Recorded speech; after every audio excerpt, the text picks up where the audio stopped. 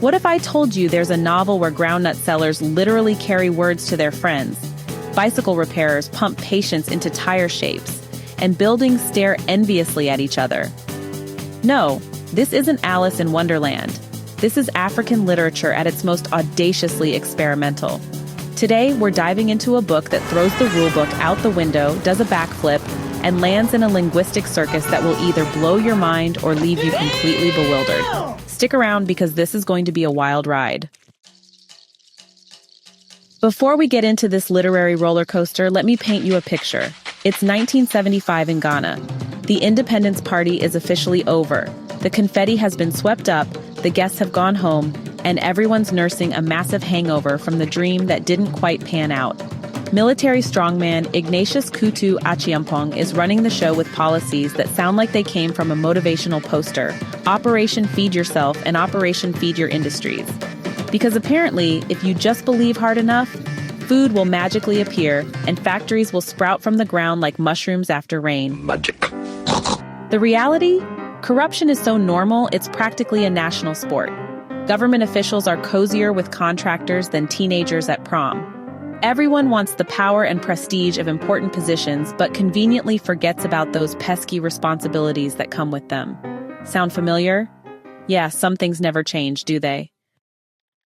This is the world our author, Kojo Laing, decided to capture. But here's where it gets interesting. Instead of writing a straightforward political exposé, he chose to filter this chaos through the lens of pure linguistic wizardry.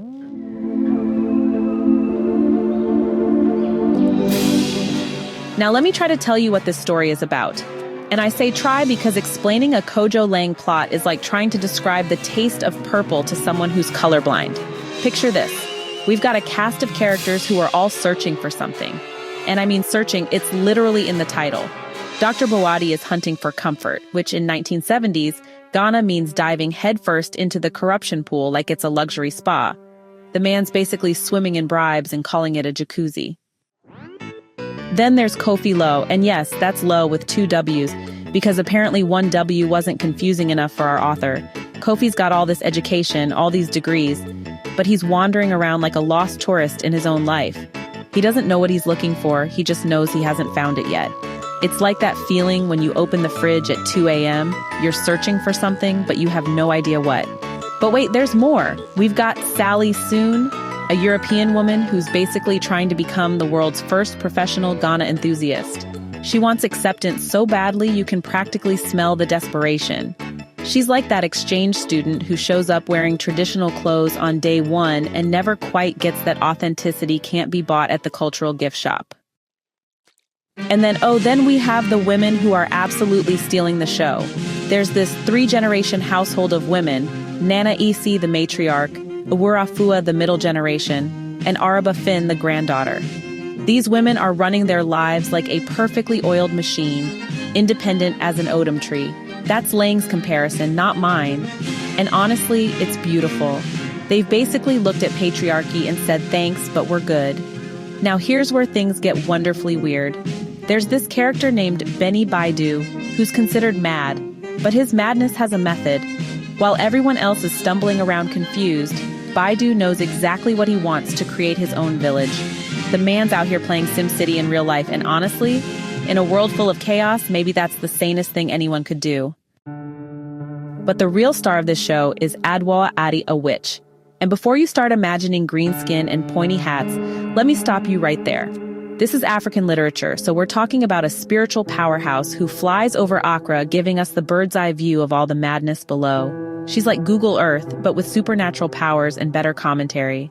The thing is, trying to follow a traditional plot here is like trying to use a GPS in a city where all the street signs are written in poetry. Laing doesn't care about your rise, climax, and resolution. He's too busy making words do gymnastics to worry about conventional storytelling. Ladies and gentlemen, I present to you Search Sweet Country by Kojo Laing, published by Heinemann in 1986. All 352 pages of pure, unadulterated linguistic rebellion. This book is what happens when a poet decides to write a novel and refuses to leave his poetry at the door. Look at this beauty.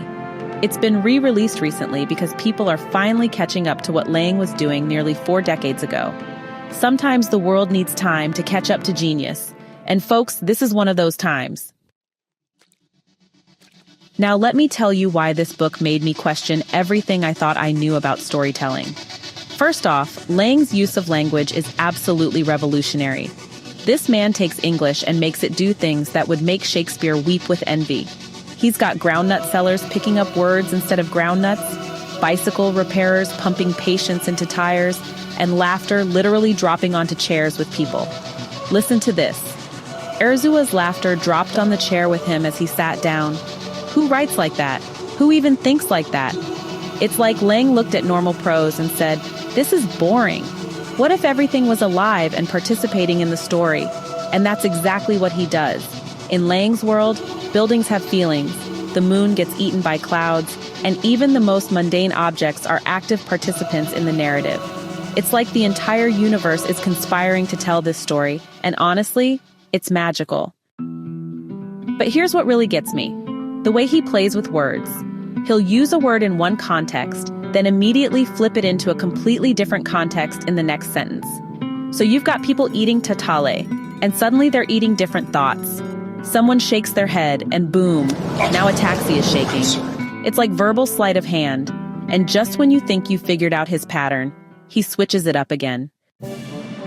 The themes in this book are layered like a Ghanaian kente cloth. On the surface, yes, it's a political commentary about corruption and military rule. But dig deeper, and you'll find meditations on love, spirituality, feminism, family dynamics, and the search for identity in a rapidly changing world. Let's talk about the feminism here because, wow, that three-generation household of women, they're not just surviving in a patriarchal society, they're thriving. They've created their own ecosystem where men are optional, and they're doing just fine, thank you very much. Even Kojo Laing, who's described as this tall, imposing figure searching for his soul, can't penetrate their self-sufficient bubble. And Laing presents this not as unusual or revolutionary, but as perfectly natural, which in matrilineal Ghanaian society, it absolutely is. The spiritual elements are fascinating too. Adwoa Adde isn't just a witch, she's a lens through which we see the entire city. Her flights over Accra give us this omniscient view of everyone's struggles and searches. She's like a spiritual satellite, broadcasting the human condition from above. But what really strikes me is how Laing balances everything. He's got chaos, but within that chaos, there's a strange harmony. Kofi Lau's education balances Beni Baidoo's madness. The prosperous matriarchal household balances the impoverished all-male household. It's like he's showing us that in the midst of societal breakdown, people still find ways to create meaning, to search for something better. And that surrealism I mentioned, it's not surreal for the sake of being weird. Every strange image, every impossible metaphor serves a purpose. When buildings stare enviously at each other, we're seeing the physical manifestation of social inequality. When words become tangible objects that can be carried, we're experiencing the weight and power of communication in a society where truth is slippery. The genius of this book is that it refuses to be categorized. Is it political fiction? Magical realism? Experimental literature? Yes, yes, and yes. Laing has created something that exists in all these spaces simultaneously, and that's what makes it so powerful. Let me tell you about the man behind this linguistic circus.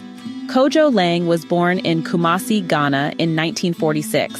He got his master's degree from Glasgow University in 1968, so he experienced both Ghanaian and Scottish educational systems.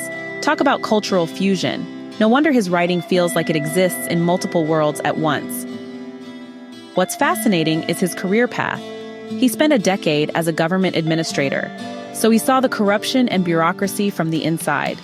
Then he became secretary to the Institute of African Studies at the University of Ghana, and later ran a private school for years before becoming a full-time writer in 2005.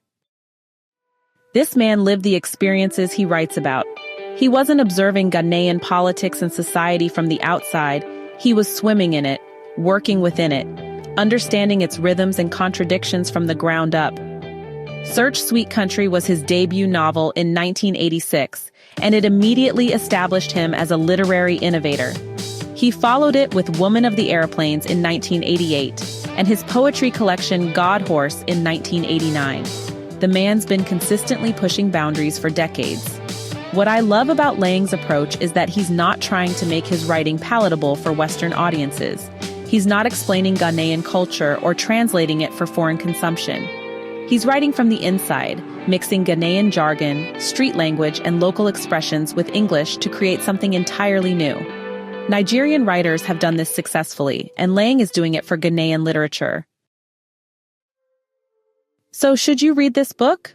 Well, that depends. If you like your novels neat and tidy with clear beginnings, middles, and ends, this might not be for you. If you expect characters to behave predictably and language to follow conventional rules, you might want to stick to something safer. But if you're ready to have your expectations completely shattered, if you want to experience language doing backflips and landing in places you never imagined possible, if you're curious about what happens when a poet decides to write a novel and refuses to compromise his vision, then dive in. This book is challenging, yes. It requires you to abandon your preconceptions about how stories should be told. But the reward is enormous. You'll come out the other side having experienced something genuinely unique, something that expands your understanding of what literature can do. More importantly, the themes Laing explores, corruption, disillusionment, the search for meaning in chaotic times, are more relevant today than ever.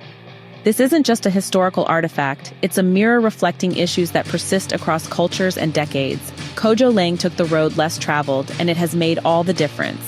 Not just for him, but for anyone willing to follow him down that path. Search Sweet Country. It's not just a novel, it's an experience. And in Laing's hands, you'll never be able to second guess what's coming next. Trust me, that's exactly what makes it brilliant. What did you think of this review? Have you read any Kojo Laing? Or are you brave enough to dive into this linguistic adventure? Let me know in the comments below. And if you enjoyed this deep dive into experimental African literature, hit that like button and subscribe for more book reviews that celebrate the weird, the wonderful, and the revolutionary in literature. Until next time, keep reading, keep questioning, and remember, sometimes the best stories are the ones that refuse to follow the rules. Hey, thanks so much for hanging out with me today. If you're interested in diving deeper into this book, I've left some links down in the description. You can use it to grab yourself a copy and keep the adventure going. And if you're in the mood for more great reads, don't go just yet. Click on one of the videos popping up right now that I think you'll love. And don't forget to give this review a like, leave a comment, or even subscribe if you'd like to see more. Every bit of support helps us grow this little community of book lovers. See you in the next one.